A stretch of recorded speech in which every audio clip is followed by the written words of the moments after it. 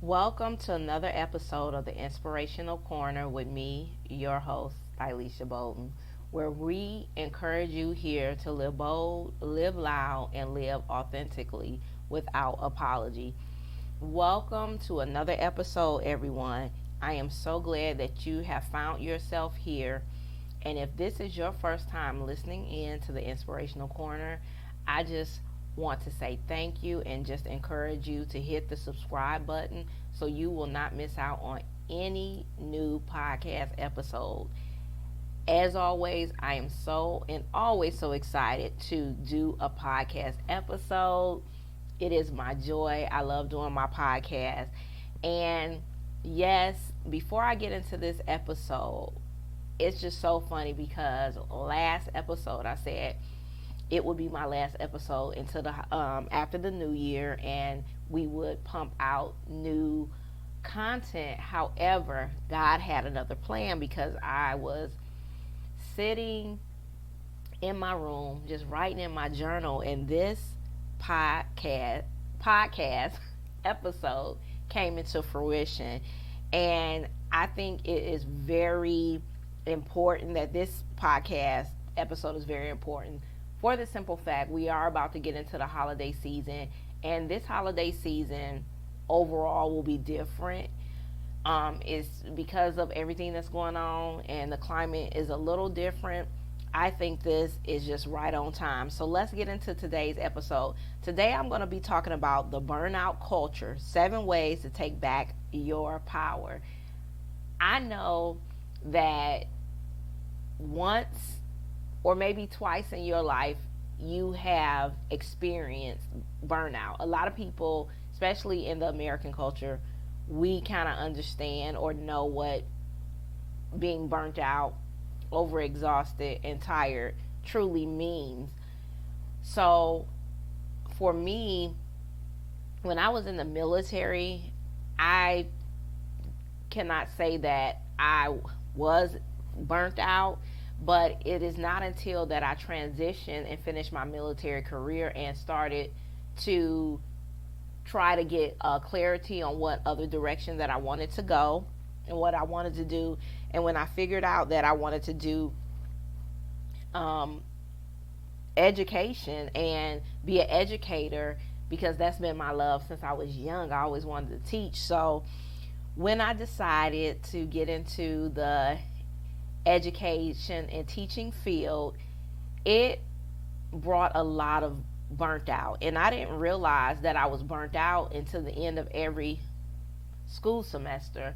So every summer or at the end of every school year, I found myself burnt out, tired, exhausted, and I truly realized that I was getting tired of that type of lifestyle, and that was not my lifelong plan to continue this pattern of working so hard just to be burnt out and exhausted at the end of the school year. Don't get me wrong, I love being an educator, I love teaching. However, I knew that it was time for a change and I needed to go in a new direction, and I truly wanted to end this like abusive relationship that I had with this burnout culture.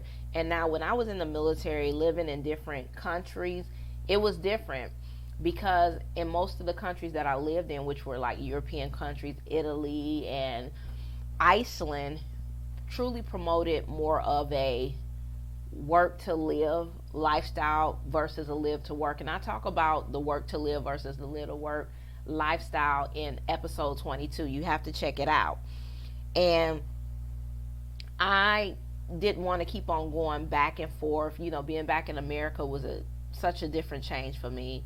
It shifted a lot of things for me, and I knew that this is not the lifestyle that I wanted to continue. I wanted to get back to that work to live type of lifestyle versus the live to work. So in 2018, 2 years ago, I knew I needed to make some uh, prevalent changes in order to work less and live more. And so, like I said, in America, we perpetuate this live to work lifestyle. And I always say, America to me, you know, when it comes to this working lifestyle is the land of the burnt out, overworked, and underpaid culture. And we constantly promote this live to work type of culture. And so many people are constantly working themselves into exhaustion. And I just believe as Americans, we have lost that sense of personal fulfillment in understanding what a hobby is. And instead of making the hobby into a business, so it can continue to perpetuate this overworked, overexhausted lifestyle, we really need to get back to doing things for personal fulfillment, just for enjoyment, just for our own little pleasure. And I think that's so important. And so getting back to those basics of life where family is first, and enjoying family, and having a life and a lifestyle where your work is centered around that lifestyle, I think it creates a better family unit. And also, you won't be burnt out, and you won't be overly exhausted just working yourself into a frenzy, chasing money, chasing power, chasing success. I think it's time to step back, seize the moment, and embrace the opportunities, so we can start, as a culture, living our dreams. And that is not impossible. And like I said, bringing back the word hobby and really getting a better understanding of what a hobby is. And not all hobbies have to be turned into a business. And not saying that if you have a passion, you shouldn't turn it into a business, because you can. But sometimes, even in the things that you love doing, like I love teaching, but even with that, I did become burnt out more than once. And I just believe, even if it's something that you have a passion for and that you love, you can still become burnt out with it. So I think it's important to institute that personal fulfillment, having that hobby, and just creating like a secret garden for yourself. And so if you're wondering how to go from this burnt out culture, and just going from exhaustion to ease, I'm going to give you 7 tips on how to really take your power back, be at ease, and let go of this burnt out culture that we have in America. So the first step is know your limits. Let your no be no, and only say yes to the stuff that you really want to do. Because I'm an ex people pleaser, I used to always say yes to and everybody, because I just wanted to be everything for everybody, and that is not reality. Instead of me trying to be everything for everybody, I realized I had to be something for myself. And now, where I'm at now in my life, it's easy for me to say no. And I may take a day or maybe a day and a half and step back and kind of, think about if I want to do that or not, because I'm a very open-minded and spontaneous person. However, I know how to say no, or I could say, well, let me think about it, or I may not be for sure, or just simply no.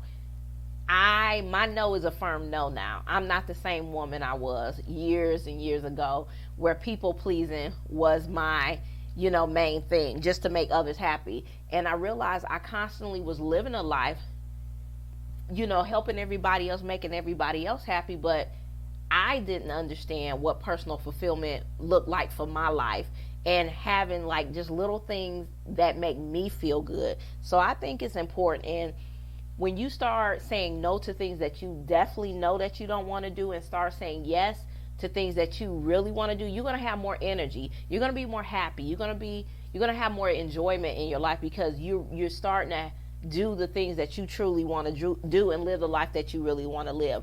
Number 2, unplug. Whether it is unplugging from your phone, from people, from your job, or whatever the case might be, unplugging will help you sort through your emotions, your mental state, so you can gain clarity on the direction and the path that you want to go. I think unplugging is so important when social media, especially when social media start making headway, especially with Facebook, I was in the age of MySpace. So that tells you, that was in the 90s. So for me, it started out with MySpace, and then Facebook came along. And I used to, when Facebook first started, I used to always be on Facebook, especially when I first started my business after I finished my military career. I started my first business, which was called the Writer's Block. And I was just, constantly promoting and constantly marketing, and I was so burnt out and trying to connect with people and really trying to find people to connect people with my product, because I know my product or my business as a whole, my writing business, wasn't for everybody. So I was constantly trying to chase the money or chase the people, chase the clients. And I realize now at this point in my life, I don't have to chase success. I don't have to chase my clients, because I know that they will come to me with ease and effortlessness because of the content and the quality that I'm putting out. So I think when you unplug, it helps you really reassess some things and get clarity, and you'll become a lot clearer on a lot of things in your life. Number 3, plan a sabbatical. The demands of work and life can sometimes be overwhelming. And when things start to get overwhelming, I am a true believer in knowing that resetting yourself is important. And especially if you're working in the corporate world, or working in a career, or even if you have your own business, you can take a sabbatical. I think because we are in this American culture, we feel like, well, if I'm not doing nothing, that's lazy. If I'm not doing, I would be considered to be lazy. And one thing I am learning, especially more so this year, that doing nothing is also a part of my success plan too. Me doing nothing has really helped, because it constantly has built up my creative juices. Like I said, I felt like, okay, that was going to be my last podcast episode.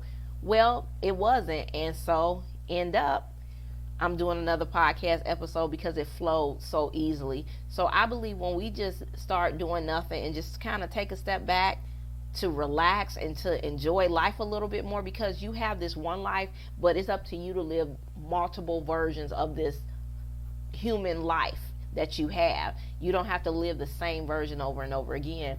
So I think it's important that you take the time and take a sabbatical. If you're in the corporate world, talk to your supervisor and see if they support this type of move, and having a sabbatical, taking a sabbatical, whether it's moving to another country, for a year or so.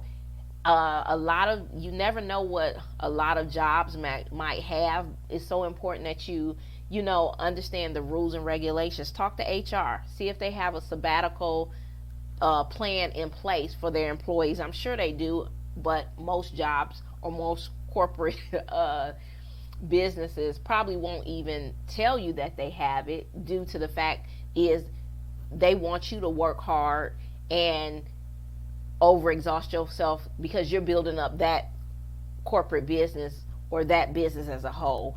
And even as a business owner, as an entrepreneur, I think it's important that you set some time aside.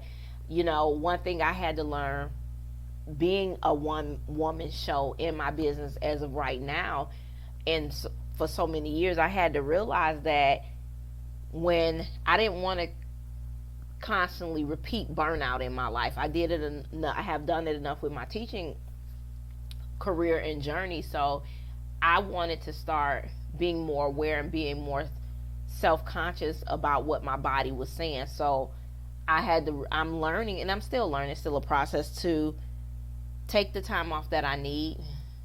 My podcast will be here, my blog will be there, my book project that I have will be there, even my interior design path that I'm taking. I'm going to a school that it allows you to go at your own pace, which I love. I don't have to be stressed. I want to be structured and organized and set a deadline and not procrastinate. But if there's times that I need to take that sabbatical and step back, then that's what I'm going to do.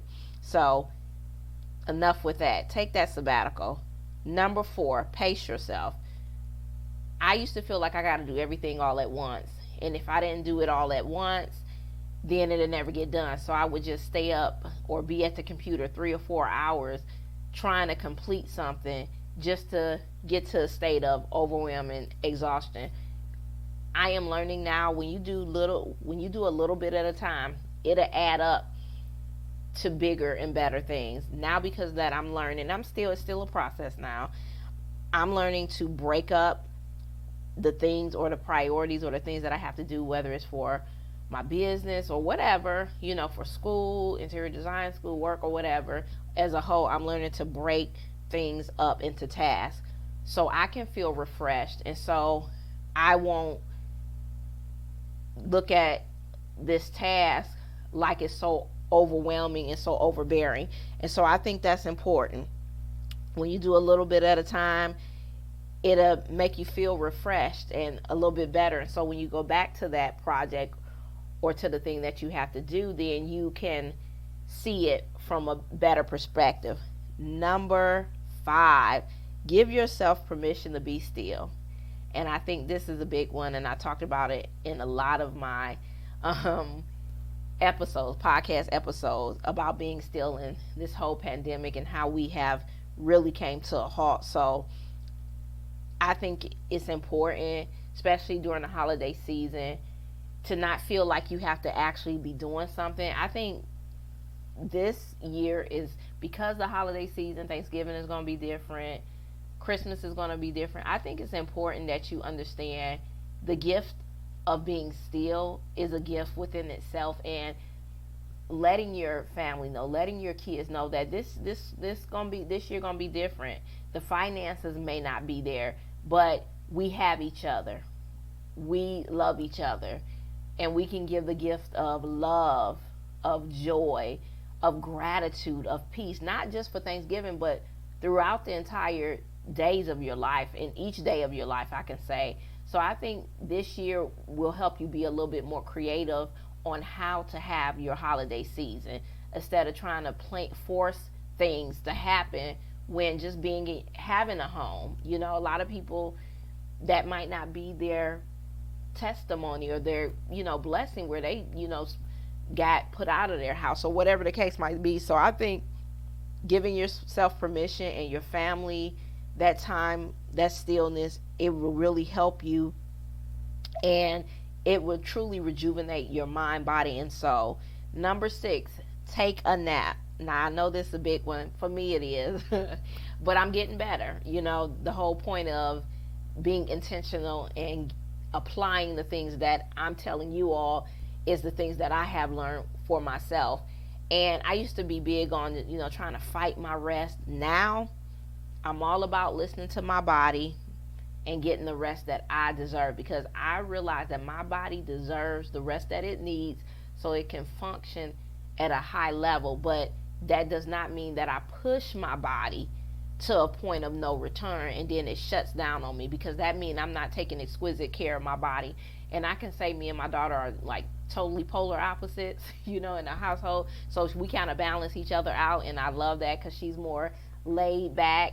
And sometimes I think she's too laid back. I'm like, you need to be doing something. But she has helped me to kind of slow down and just enjoy the moment.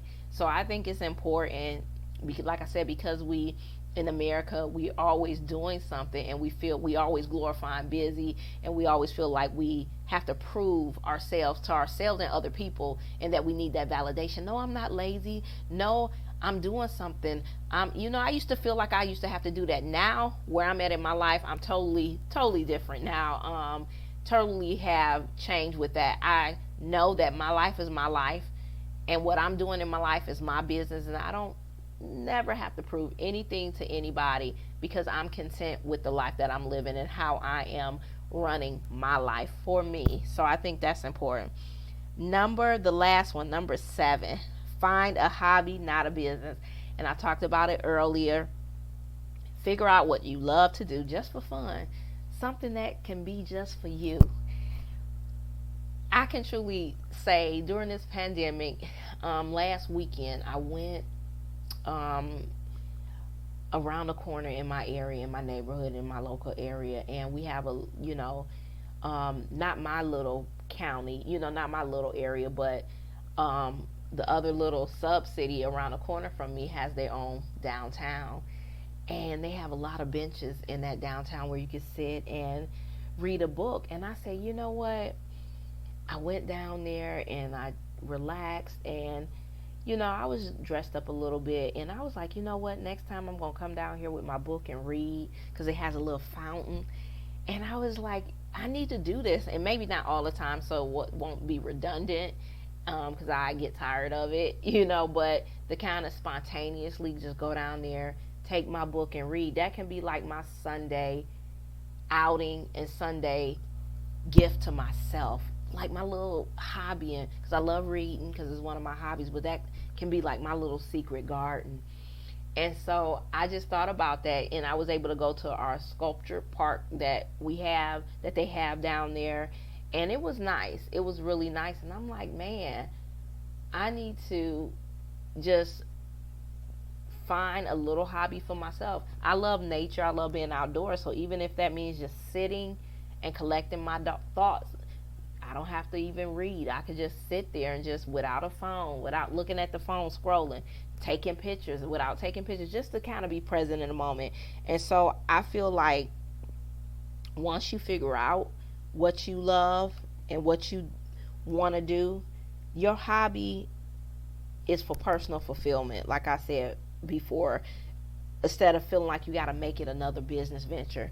If you want to make that hobby that you're passionate about and that you love a business venture, that's fine. But I feel like in our American society, that's what so many people are doing.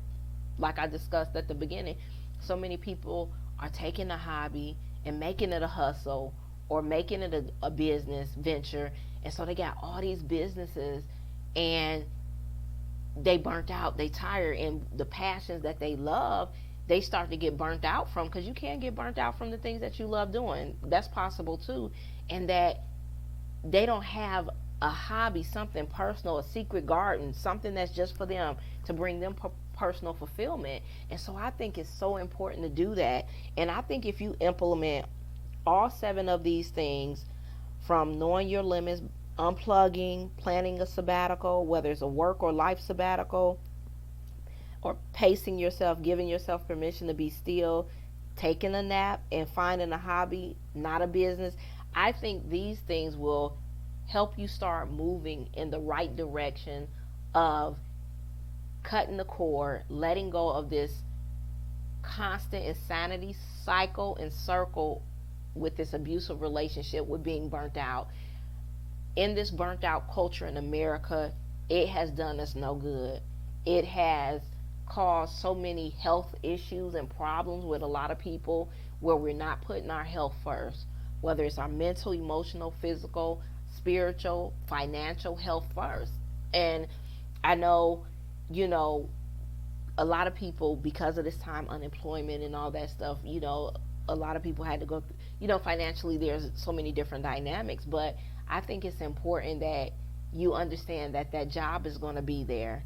Those bills will be there. That debt will be there. And I'm not saying be irresponsible, but at the end of the day, there's only one you. You are irreplaceable. God created one unique person, which is you. Other people may have your name, but they don't have your personality or spiritual DNA imprint that God created on this world, because we all are special. God created us all in this world to be diverse for a reason. We all have a purpose in this world, whether a big or small. It doesn't matter. Our purpose is our purpose. And at the end of the day, you matter. I matter. We all matter on this earth. So I just feel like working myself to be overly exhausted and tired all the time, to try to make a deadline or quota or whatever the case might be, just to impress Instagram, or just to impress a business, and or if you live in a corporate world, your supervisor. What is that going to do? Because they will replace you in a minute. They will fire you and let you go in a minute.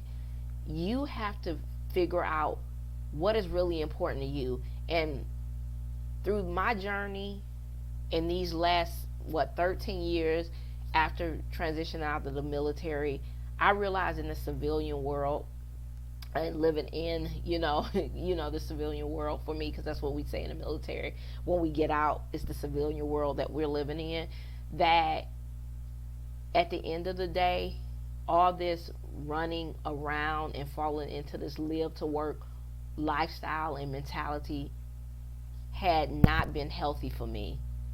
And so I am grateful that God gave me this intuitive thing to slow down. Like, it's time to stop chasing after money, success, and convincing people of how much of a good worker you are, because you're enslaving yourself to this business or to this job, and you're working so hard that you are telling yourself that, hey, my health is not important. My mental, emotional, physical health is not important, because money is more important than my life. And money is not a bad thing.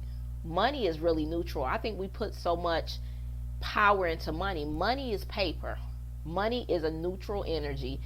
It only takes on a certain energy that we put on it. We put a lot into this idea of having more money, and it's okay if you want to have more money. There's nothing wrong with that. However, if you want to have a little money, a lot of money, it's okay. I believe for me, money gives me options, opportunities, and also gives me a way to help others, as well as me helping myself. And that's the important thing, making sure my life flows. To me, that's what money is. And I truly have gone and still is going through a journey of having a better relationship, a healthier relationship with my money, knowing that I don't have to chase money, that I don't have to run after money to make it, to get it, because that's a type of a lack and poverty mindset. And so I'm still going through a journey with that. So with that said, I hope you have enjoyed this podcast. I hope it has been an uplifting, inspiring podcast for you, which I know it has, because I enjoyed this topic and discussing it and talking about it with you all, this burnt out culture, letting go of it. And so I want to end with a quick